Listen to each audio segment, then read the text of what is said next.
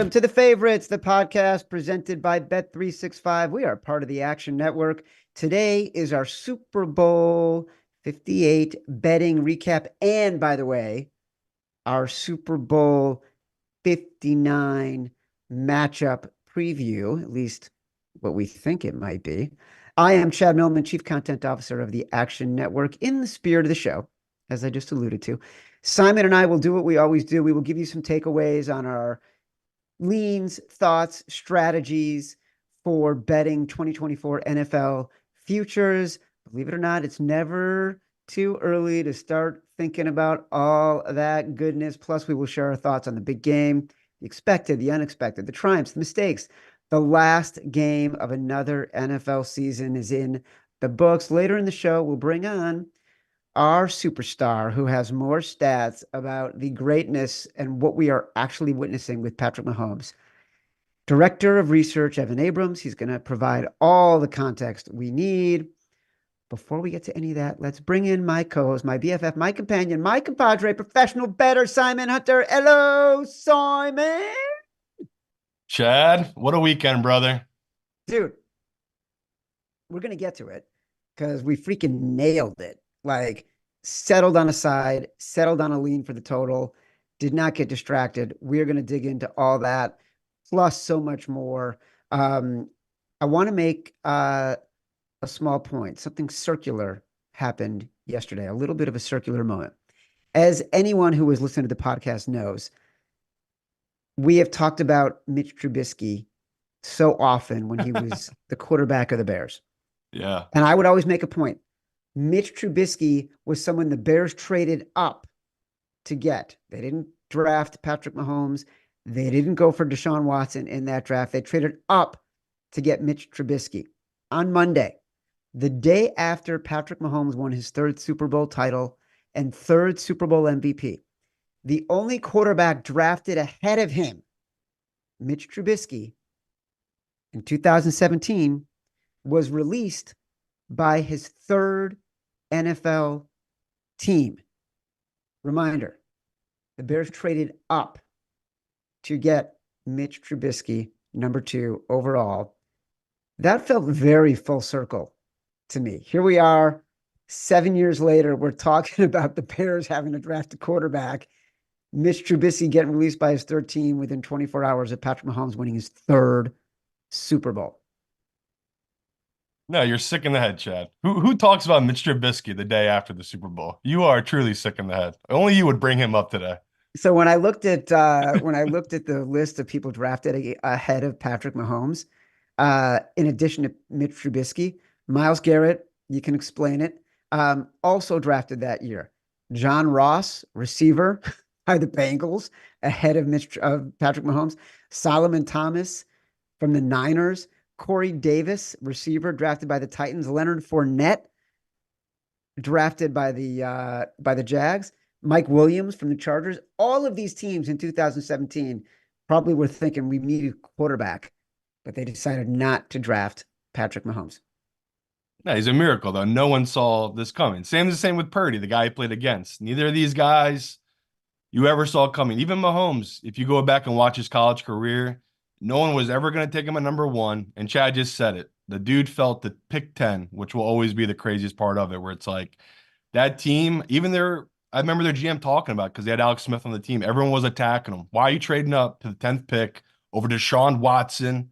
Why are you moving up above to taking this guy above Watson, who's a national champ? And it's just crazy. These guys, again, in life, it's good to think different, and the Chiefs are the best example of that. They saw something no one else could see, and even Andy Reid said in his wildest dreams, they did not see this kid turning what he's into. So, yeah, can't wait to dive into it, brother. We are going to dive into the context of how great he is. As a reminder, and how great we are, by the way, for betting on him because of how great he is. As a reminder, the Favorites podcast is presented by Bet365. Bet365 doesn't do ordinary. That's why you get more boosts with them than with anyone else. Every day, they power up the odds on hundreds of bets to give you a chance to win more. Bet365 boosts specific markets, your winnings, and even parlays, and they don't stop there. Keep an eye out for their biggest and best odds with the incredible Super Boosts.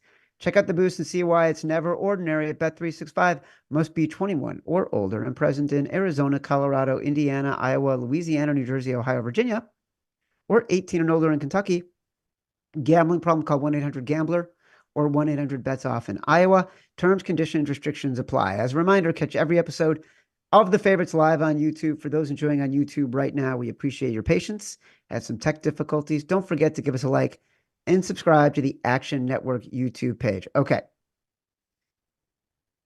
Simon, for 2 weeks, we have been saying Chiefs as dogs, +2.5, +2. Evan even told us if we're going to bet on the Chiefs, bet on the Chiefs to win and bet them to win by a field goal, because we were going to see that teams in that position, when you do win, you tend to win by a field goal or more. A lot of noise out there from the wise guys for sure. We settled on it. We feel good about it. Under and the Chiefs. This game raised so many questions to me about some really interesting, important topics of betting. First, and I want your take on this, how to power rate when we get to the playoffs. San Francisco was the dominant team all season long. The Chiefs were clearly a team that was much better in the last 5 weeks of the season. Bookmakers did not account for that. Like, maybe the game should have been closer to opening at 1, right? Why can't bettors and bookmakers adjust more quickly to account for sort of an end of the season improvement and evolution? I would say first, Matt Mitchell hit the damn music one last time. Yeah, Chad, that was the dream. Like the way we broke down the game, everything we said, it literally went exactly how we talked about it. And that's, as a bettor, when you're investing heavy, I tell people all the time, week 1 is my second biggest week. The biggest week of any professional, any year, will always be the Super Bowl, because it's never easier to get money down. It's no book will say no to any bet I want to make. They will take, again, this is talking side and total props. It's a joke. You're going to get pennies down, but on side and totals, I could put as much money as I wanted down on that under. Like the 47.5 hung for 2.5 weeks. Never ending amount of money could be poured into it. They didn't move it. Same with the Chiefs, Chad. That was the craziest part. All that money kept coming in.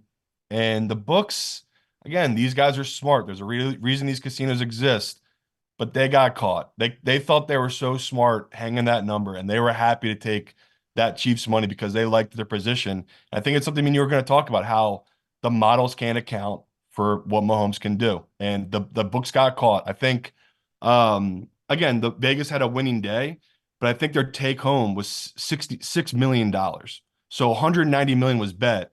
Their take was 6 million. That's terrible. Like, people will be fired for that. No joke. That's a really bad take for them on their biggest weekend they've ever had. So yeah, they should have hung, but we talked about, they should have made this a pick, make it maybe -1, but it was crazy. Before kickoff, you could have got 2.5. So Yeah. yeah, for me, and what we talked about, again, we'll dive more into it. It's like, it's the dream scenario, right? Our show wins big, my group wins big, I personally win big. I'll get a really nice bonus here coming up. And it's just, people care so much about the playoffs. Me and you could lay an egg for 2 months, and God honest truth, if we win the Super Bowl, most of that will be forgotten, just because people do bet so heavy on this game. So yeah, it's nice to know we put a ton of time into this game. You break down film nonstop. And just off the top, something that really stood out for me, something we talked about, was the difference of Spags, right? And everything in that game, again, Mahomes, all of it's incredible. It all felt like it came down to Spags waiting at the right time to send those corner blitzes on those third downs that literally decided that game. So, obviously, so much to dive into this game, but off the top, to me, the biggest thing that stood out was just how well Purdy played. And just in the biggest moment, I think he was blitzed. I'd have to look at my notes. I think 18 times, and he was 12 for 8 against the blitz. So, like, it wasn't even that Purdy had a bad game against the blitz, but at those third downs, those 3rd and 4s, those 3rd and 3s, where Spags would send that corner blitz, it was the game changer. So, just dream scenario, Chad. Right? When you win an over under by half a point, you can't not feel like you got very lucky in a game that was 10-3 at halftime, and you almost lost the over. So, By the way, yeah, won the just total by half a point half with a two point. scores in overtime. Yeah, right. Like it just that's why again I want to shit on the books for laying a bad number. How sharp were they with that total? Like opening at 47 and a half, touched 48, closed at 46 and a half in a couple books. And it's just that's what we're dealing with here, people. These last couple Super Bowls, again, it's the golden age of football. Like we haven't had a blowout in forever. Like it's just been incredibly close Super Bowls where you can go back and look in the 90s, the 70s, the 80s, a lot of blowouts. And yeah, it's just again, 123 million people watched that. It really is the golden age of football. But you didn't answer my question. Why can't books adjust? And why didn't a lot of bettors adjust? Because a lot of professional money came in on the Niners. Big, big bets came in on the Niners. Why? We were hearing it all week. You're sort of shaking your head, but like all week we were hearing Because it's from house wise guys. players. I told you it's house players. Like Right. But still, like even before that, we were hearing from wise guys that they like the Niners. And we were staying strong and staying on the Chiefs. But a lot of that to me is because the way these games get power rated is power ratings are set over the course of a season, and bookmakers especially are very slow to adjust. And the Chiefs were a team that was not perfect, but they are a team that is built to win over the course of a season. They're not worried about whether or not they're going to be the number one seed. They know they'll be able to win wherever they go as long as they are playing their best football come January. So the books didn't adjust for the fact that the Chiefs got so much better. Why is it so hard for books to make those dramatic adjustments? honestly, the truth is they're stubborn. And that was the hardest part for me, adjusting to the Mahomes. Because I told you, it's like everything in my body was like, you want to take the 49ers here. They matched up really well with a lot of what they did. But like you just talked about it. It's like the more I dove into the film, the more I realized it's like, no, there's plenty here for the Chiefs to take advantage of against this 49ers team. And they did. And like, again, it's all about the adjustments. We talk all the time. It's these games are won and lost on these adjustments. And even in that overtime, people go back and watch how they attacked Bosa. That was the biggest takeaway for me. Like that was a big adjustment where Bosa dominated the first half, and they kind of redid the offense. We're like, you know what? We either need to run it at him or just break out Mahomes to that side and let him get free run. We cannot have him keep dropping back and let Bosa get free runs on him. So, yeah, the books. I got where they were coming from. I told you I had this game at -1.5 for the 49ers, but I was never going to bet the 49ers. Unless they were a dog, I was never going to do it. But you kind of saw where I was coming from, where I wanted the Chiefs at 3, because that felt like the safe number. Like that to me was the safest spot to bet this team because think about this game. It was a coin flip game. It came down to Yeah. a field goal, and that's what it felt like it was going to be the whole time, no matter what. So yeah, the book's not adjusting to it. I think it's just being stubborn because most of us have the model. I was right there with them, but I didn't get the money. That's my biggest issue was I didn't get the money where it's like the books kept saying they needed the 49ers, then why not move the number? Because every pro I talked to, the ones that were betting it were stubborn veterans. They weren't putting big money against Mahomes, honestly. That's why I kept saying those big bets you were seeing, that was house bettors to me. Yeah. And even our network Action ran a thing with Billy Walters. And again, all you people out there, you don't fucking know any professional bettors. Billy Walters is it for you guys, right? You think you know pros on Twitter, you do not. But what Billy Walters says is God's honest truth. And when people are like, "Oh, he's playing mind games, telling people he's going to take the Chiefs here. He's really going to be on the 49ers." What? So he can look stupid to all of you people Yeah, saying he's going to have the exactly. Chiefs? Billy does Also, not when Billy operate that Walters is way. saying he's on the Chiefs, he's already gotten his money down. He doesn't Yes. care like I about couldn't what anyone stand else is that, the doing. narrative. They're like, oh, Billy's trying to psych people out so he gets a better number on the 49ers. It couldn't be further from the truth on what he was doing. So that was the most annoying part too. People were like, you're doing the square pick, taking the Chiefs with the public. It's like you only know one professional bettor named Billy Walters, and he's on the Chiefs. How can the Chiefs be square if the best bettor in American history is on that side? So that's the hardest part too. You're hearing so much stupid noise. Um, Even the pros I talked to that are really smart, none of them went 7 figures against Mahomes for good reason. It's like they're not dumb enough to take that stance where they did take a stance, they did take the 49ers, but none of them were like, oh, this is an easy bet, right? None of them took that big of a position just because the line was so tight. So yeah, it was an interesting week of really hard to stay in your position because there was so much noise. But honestly, one of the best sleeps I've ever had betting a Super Bowl was that Saturday night bet on Mahomes. I really had peace of mind where it's like, I feel so much trust with this guy that if he has the ball last, I'm going to be all right. And what did we see, Chad? We saw history. He was 8 for 8 on that final drive in overtime to get a touchdown. That's why we bet him, right? It's like that was the exact thing Exactly we why we talked bet him. about. Yeah. It's everything we talked about was, do you really want to bet against Mahomes in a close game where the fact he's the guy on the other side of the field is going to play into the decision that every other coach opposing him and every quarterback opposing him plays? I want to dig in a little more into sort of his greatness. There's two other points I want to make. You mentioned Spagnuolo, and he's the only coordinator with 4 Super Bowl rings. He called a legendary blitz. I think it should go down with the Edelman catch in the Super Bowl against the Falcons. I think it should go down with the Malcolm Butler interception. I think it should go down with the Tyree helmet catch. 3rd and 4 from the Kansas City 35-yard line. If San Francisco, late in the game, tie game, if San Francisco gets a first down, that game is over. Yeah. And he ran a blitz. And people like to hate on Romo, but Romo did an amazing job of capturing this. Trent McDuffie is lined up in the slot. What looks like he will be defending whoever is in the slot for the Niners. He takes one tiny step back as Purdy is in shotgun and sees what McDuffie is doing. Purdy looks the other way. Trent McDuffie then leaves coverage, blitzes, unblocked. He's there in less than a second and a half, bats the ball down. It's a field goal. That's the game.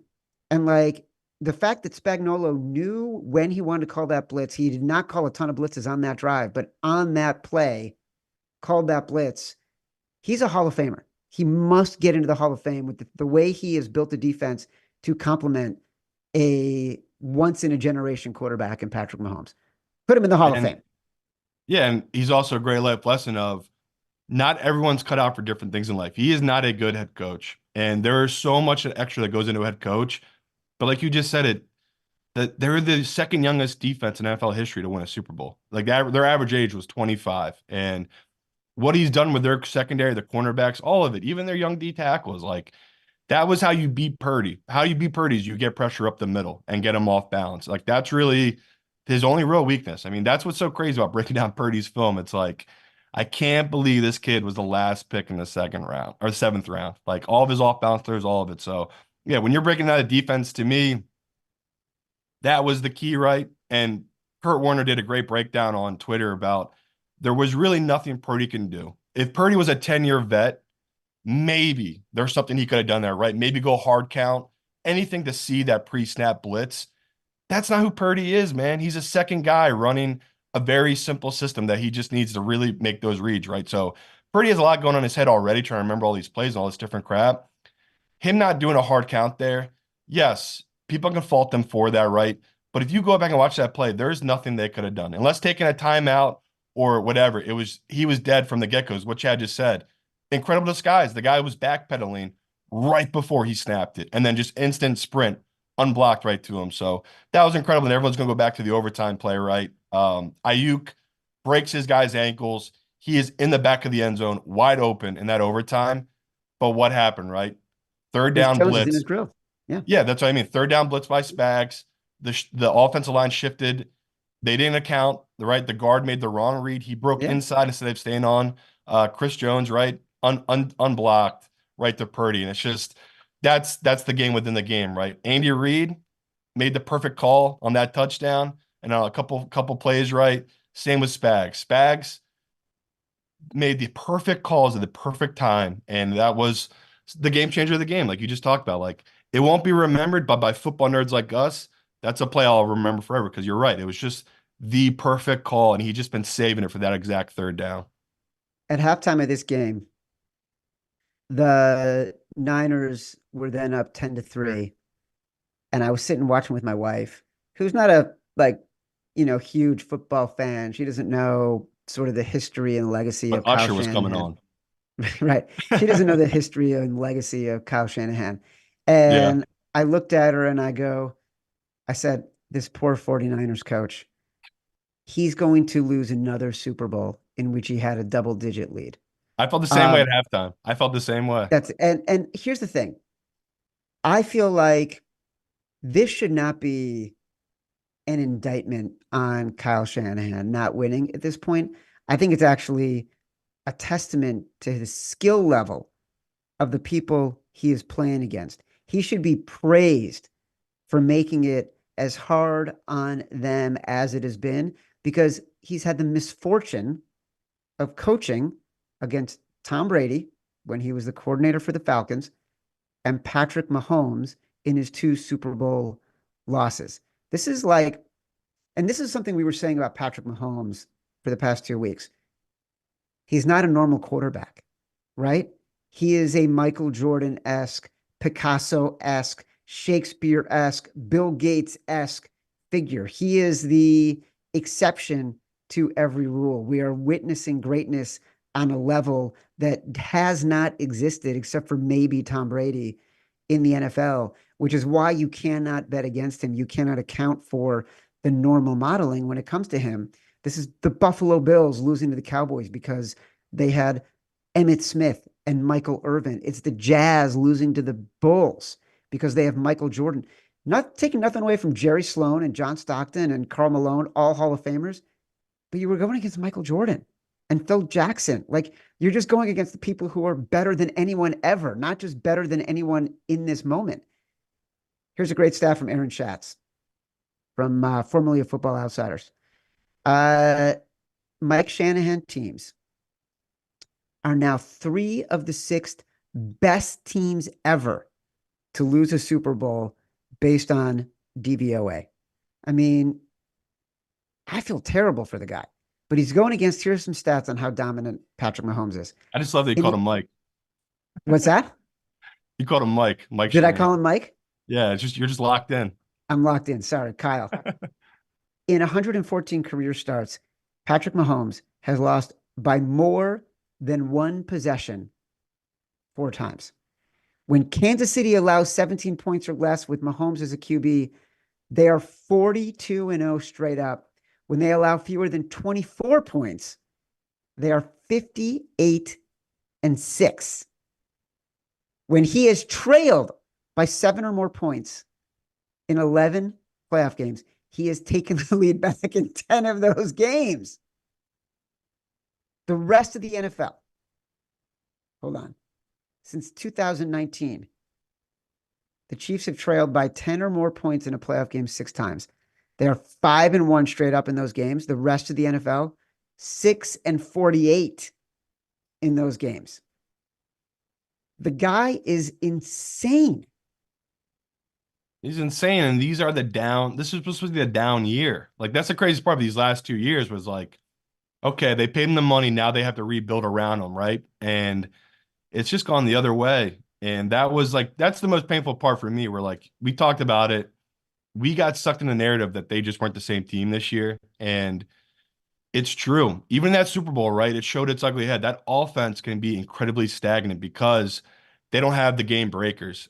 And again, 49ers fans, I don't fault them for it, but once they get an injury to the linebacker position, you can say the game did change. The guy who came in, who got hurt? Was it Greenlaw? Greenlaw got hurt. Yes, it was Greenlaw. So Greenlaw goes down, and at the time, he is dominating the game. If you go back and watch the film, they are flying to the ball. The guy who comes in to replace him, Mahomes goes 9 for 9 against him with 130 passer rating and a touchdown. It's like that's what's so brutal with this, where you eventually give Mahomes the matchup. He is so incredibly good at attacking it and taking advantage of it, and he's an assassin with it. And that was the adjustment obviously they made. And we talked about it a little bit before the show. Like I will love forever that call on 4th and 1, running a triple option, right? He could either handed it off, he could have done a quick pass to Kelsey or Rice, but if it wasn't there, he was just going to tuck it and run. And it's like you can't stop those kind of quarterbacks in those moments where Mahomes just never lets it get too big. He didn't even panic. I mean, right in his face is Bosa. Bosa goes with the running back, he keeps it and just cuts right off him and takes whatever it was, 10, 15 yards downfield. It's just like that's what we talk about. We're betting him where he just, when things break down, he always makes magic and the moment's never too big for him. And even at halftime, like you said, they're down 10-3. I never lost confidence. And I knew eventually they would get a lucky break. That's just how their team's been all season. And sure enough, that punt happens, hits a foot. The guy makes the right play, right, tries to dive on it or pick it up, which I guess could say the wrong play. He should have just dove on it. But the moment was there. And what we talk about all the time, he's such a killer with momentum that the first play, he goes right to the end zone. They score. And this is where I got so much respect for Purdy. He came out down 13-10 and drove right down the field and got a touchdown. And it's like, again, if you're a 49ers fan, it sucks, it's brutal, but it's like you guys are so lucky that Purdy just seems like he's the real deal. And these moments aren't too big for him. It's pretty incredible. So yeah, like again, retrospect. This league, I mean, God willing, me and Chad are still gonna be living for another 100 years. There's gonna be in the next 100 years, there's gonna be teams that never win a Super Bowl. The Lions, the Browns, there's gonna be these teams that exist that are never gonna win it. And that's the toughest part. If you're a 49ers fan, it's like you got the team, but you don't know if you're ever gonna be back. And that's why I get it, why you guys are so miserable right now. But it's like what Chad said, you ran into history. It's Mahomes. Like as an Eagles fan, I'm bummed about it, but it's like if you lose to the greatest one, it doesn't matter. Now, the fun part, Chad, for me and you the next 10 years, who's going to be our Eli Manning, right? Who is going to be this mid-tier, unassuming quarterback that's going to keep slaying this guy? And, the story at the end of the day, again, Eli made the throws. It was Spags, right? Spags was part of that team that beat the 18-0 Patriots. So we know what you need to do to beat Mahomes, right? You need to be able to get pressure with the front four. That's how the 49ers were winning. They were getting pressure with their front four, dropping the rest of the coverage. Mahomes couldn't do anything to it. The issue was the 49ers didn't capitalize. I mean, you can't only score 2 touchdowns against Pat and expect to win. And I think Purdy had good retrospect talking about that, where he did fail in retrospect because they kicked field goals. You need sevens to beat. You need sevens to beat them, right? Like we've seen it time and time again. If you give him an inch, the mental war games, they're going to beat you eventually. And I think it makes sense why people keep harping on. We talked before, right, Chad? The more prepared team was going to be the Chiefs, right? Their coaching staff will be the most prepared team. It showed true. Like them not knowing the overtime rules and the fact that Andy Reid talked about the overtime rooms in training camp, and then they talked about it for the 2 weeks leading up to it. It's like this is what it takes to be great. And those little details, again, I'm not one of those people that blame Kyle for losing the game because of that. But that just to me is another factor in the edge that Andy Reid and Spags had, where it's like every little detail they're prepared for. In the end, we bet on the best player, the better head coach, and the best coordinator. That's ultimately what we decided Amen. we were going to do. Yeah. Simon, can you name the fastest growing ticketing app in the United States? Gametime. That's right. It's Gametime. I love Gametime for 2 reasons. First, they still sponsor this show. Second, I actually use Gametime all the time. They have amazing last minute deals, including pro and college sports. Speaking of which, I'm actually going to open the Gametime app right now. No matter where you live, what am I doing right now? Oh, I can see in the Gametime app, I can see that I can go to a Brooklyn Nets game tonight for less than $100. They're playing the Boston Celtics. I can get into an NBA game in New York City.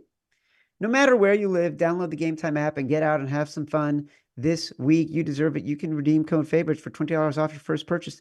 Terms apply. Just download the Gametime app and you use code favorites for $20 off your first purchase. Last minute tickets, lowest prices guaranteed. All right, Evan, bring us some interesting stats and data to provide context for this wonderful Super Bowl. What's up, guys? We can go one by one here. I do want to mention one thing since Simon just hit on it. So that list from Aaron Schatz, the top 3 Super Bowl losses on that DVOA list, all Spagnuolo too. So 2 49ers, and Simon mentioned it, 07. So Spagnuolo, and the great thing, I just looked it up very quickly. He only had 1 sack against Purdy and only 2 sacks against Hurts. He had 5 against Brady. So to me, not even sacks, it's the pressure. And we saw that on the 3rd down and all those different situations. Just brilliant scheming, but very fun that Spagnuolo is the top 3 on that list. That guy is unreal. All right, let's keep going here. It's true. It's just ridiculous. Hall of Famer.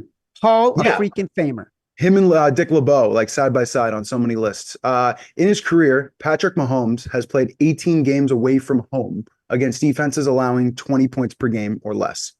Mahomes is now 17-1 in those games. He's won 15 straight. His only loss was to Ryan Tannehill in 2019. A fun side note, Well, but look, ridiculous. the truth is he'll never be an underdog again. Like, he made a point of noting that they really shouldn't ever be underdogs. But this is a good note to remember if by chance he ever is an underdog in this scenario again. Yeah. All right. So let's move to kind of next season for a second, just for a moment, because this is a very fun note. So remembering the Super Bowl hangover for week one. So since 2000, the loser of the Super Bowl, 5-19 against the spread to open the year the next season. So not a great start. Last 2 years gone 1-1 with one covering and one not. And So the Eagles covered by what? A point, half a point against the Patriots. Yeah, it was one. very tight. Got really lucky. They didn't look great. So No. I think the angle kind of sits for itself. Yeah. But let's kind of talk about that week one for a second. So speaking of week one, Andy Reid, 16-9 straight up as a head coach to open the regular season. But I'm only mentioning that for this reason. When looking at his teams playing on long rest, so 13 plus days outside of that week one, he is now 32-7 in his career with the Chiefs and the Eagles. And I took it one step further because I was honestly just curious. With Mahomes and McNabb, he is 27-3 on that 13 days rest outside of week ones. So great quarterback and rest. There is literally nobody better in the sport. So I thought that was fun, and we could put that in our back pocket. Jeez Louise, we got a lot of stuff to remember for 2024. That's why I'm here. At the end of the day, a lot of stuff to remember, but really just remember, don't bet against Patrick Mahomes. That's mostly what this is about. To Chad's point, though, so he'll never be an underdog again. But the fact that he was in back-to-back Super Bowls is something we'll never, ever forget, because he was the first team ever to win back-to-back Super Bowls, both as underdogs. And Mahomes might go down as the best quarterback ever. So the fact that that actually happened and we had two teams in Philly and San Francisco that pushed the market in that direction, pretty fascinating. Isn't that amazing? Like, think about this. And this was driving a lot of our decision-making. Why would you bet against Patrick Mahomes as an underdog? Like, in what world should this guy be an underdog? What will be really interesting is, let's say 1 year, Patrick Mahomes is in the Super Bowl with a 3-loss Kansas City team against a team that went undefeated, that goes into the Super Bowl 19-0. And Patrick Mahomes is an underdog, because there's no way he wouldn't be, right? There's no way bookmakers are going to have a 19-0 team against a 3-loss team, even if it's Patrick Mahomes, and he won't be the underdog. I can't wait for that day. And I can't wait to unload my kid's college fund for Patrick Mahomes. The craziest part about that stat, though, Chad, he did start his career, and I believe this is right, being a favorite in 13 consecutive playoff games. He was one start away from tying Peyton Manning's record. And then all of a sudden, he was a dog in 5 of 6. So literally, it just the dichotomy between the two and the difference of runs that they had in the teams just kind of makes it very fascinating. What else you got? Got anything else? Yeah, I mean, I got a bunch of stuff here. Last 17 Super Bowls, dogs now 10-7 straight up, 12-5 against the spread. So dogs have been really running the game, especially when the two teams are tight. And it's been the 16th consecutive year where the spread's been, I believe, under 7. So tight games, 2 weeks of prep. Dogs have been pretty good. And we mentioned this on the first pod I did right off the matchup being set. NFC favorites. Now it's just terrible. So covering just once in their last 11 games dating back to 1996. And we kind of talked about that. And actually it came exactly true, right? We were like, what was the reason? Oh, the great quarterbacks on the other side. Well, happened again. You got one more that I want to read, which is How about it? The last 17 Super Bowls, the team with the better record entering the game has covered once. Unbelievable. This Super Bowl, man, there's so many signals that you can glean from what has happened. And like, I think the hardest part with betting sometimes is assuming this is going to be the time where that doesn't work. It's like betting the unders in primetime games, betting regression in some sort of a way. We got to figure out a way. Guys, this is the killer app that I'm about to suggest we figure out. How do we figure out which of these signals are irrefutable? Do you know what I mean? Sure. Which signals are irrefutable as a prediction of what will happen next? I mean, Evan, you got 6 months to figure it out. I was gonna say it's the 6 pillars of something. It's got a creative name to it. But what it really should be, Chad, is anytime you bet against Patrick Mahomes, your phone should just electrocute you. That is most likely what the situation. And if he's an underdog and you bet against him, they should just completely take your phone away. So that's Evan, probably listen, the easiest way to do it. you know how I like to manage. I like to think big picture. You can figure out the details. That's fair. Okay? Just tell me what the answer is going to be. That's it. All right. For the second time, catch every episode of The Favorites live on YouTube. For those enjoying on YouTube, don't forget to give us a like, subscribe to the Action Network YouTube page. And now, a word from our sponsor, Factor, whose delicious, ready-to-eat meals make eating better every day easy. Even if all of your Super Bowl props lost, treat your body right with pre-prepared, chef-crafted meals delivered right to your door. What are you waiting for? Get started today and have a feel-good week of meals that are hot and ready to enjoy in just 2 minutes. We've run the numbers. We've done the math. Evan is on it. Factor is less expensive than takeout, and every meal is dietitian approved to be nutritious and delicious. So head to factormeals.com/favorites50 and use code favorites50 to get 50% off. That's code favorites50 to get 50% off. All right. This was a great stat, Simon, and all credit to Evan. He told us before the season began that the preseason Super Bowl favorites with odds of 1,200 or shorter had won 9 of the past 10 Super Bowls. Kansas City went off at 6-1.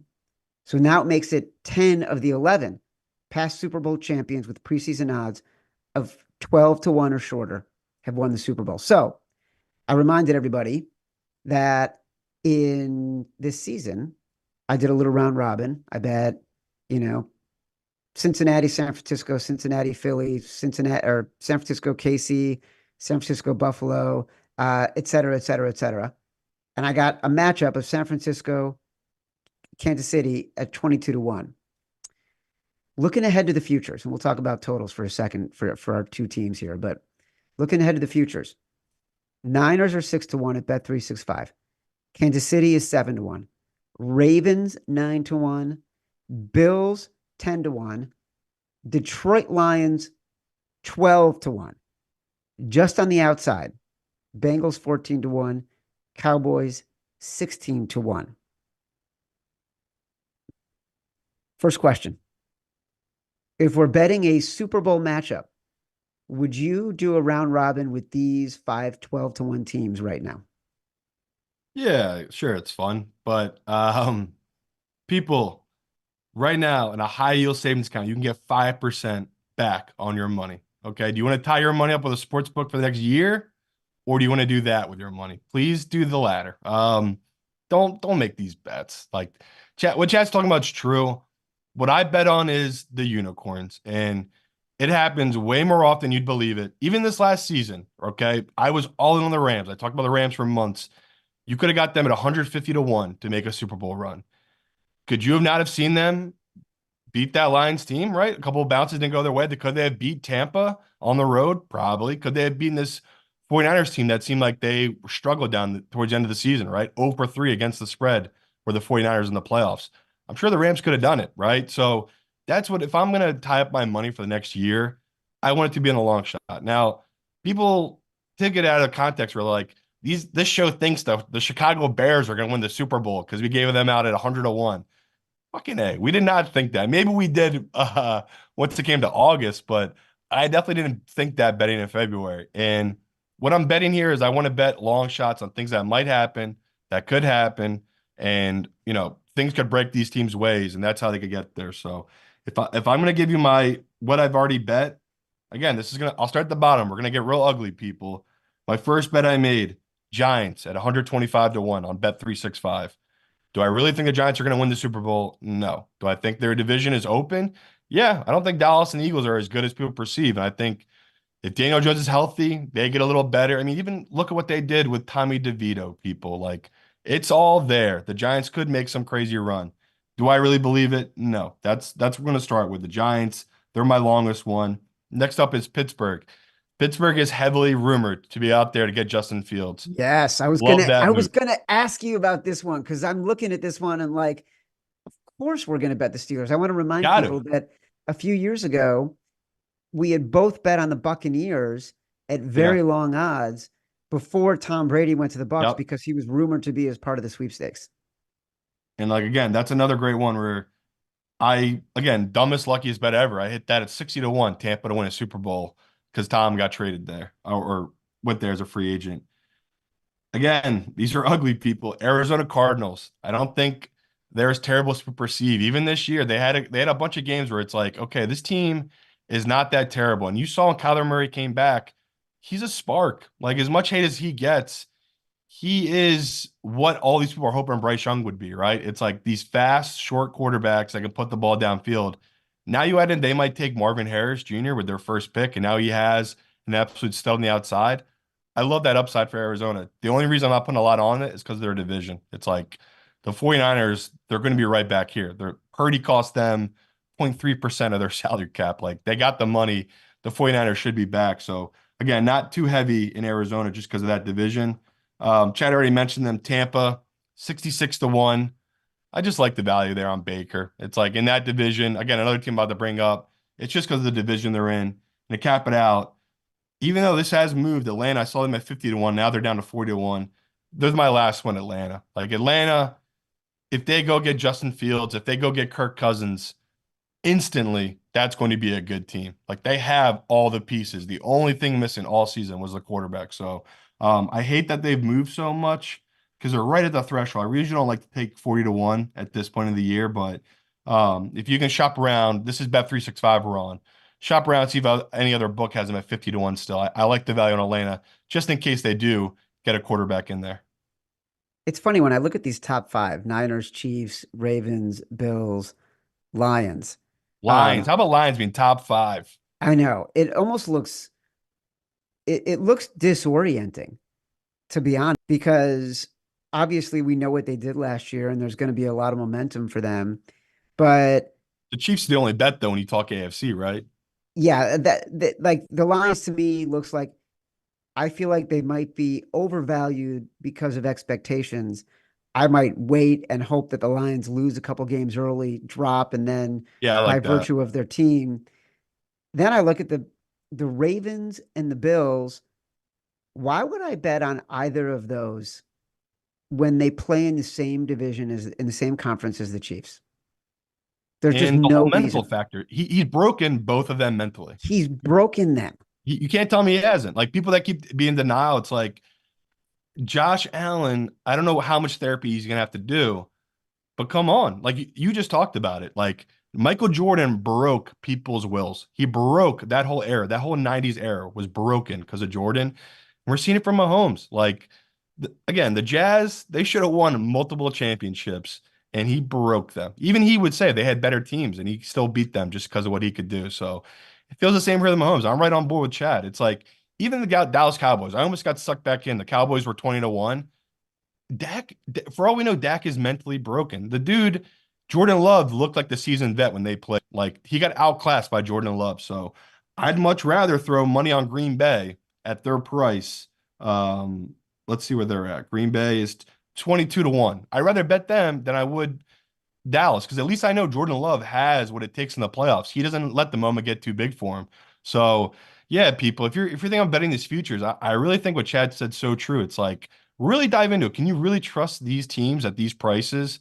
And I just don't think I can. Where it's like I'd rather bet on these other random teams at a better price that to me have the same exact chances this Cowboys team does. The only AFC team I would bet on, Cincinnati Bengals, because I do think Burrow has proven it. Burrow has beaten Mahomes multiple times. Yep. They have a in Anarumo, they have a coordinator on defense who I think is Spags-like in his ability to be creative and create schemes that will challenge Mahomes. And they also have so much talent. So 14-1 for the And this is like Bengals. the last year of it, right? Because they're Yeah, tagging T. Higgs. Like this feels like the last year of like exactly. Chase, T. Higgs.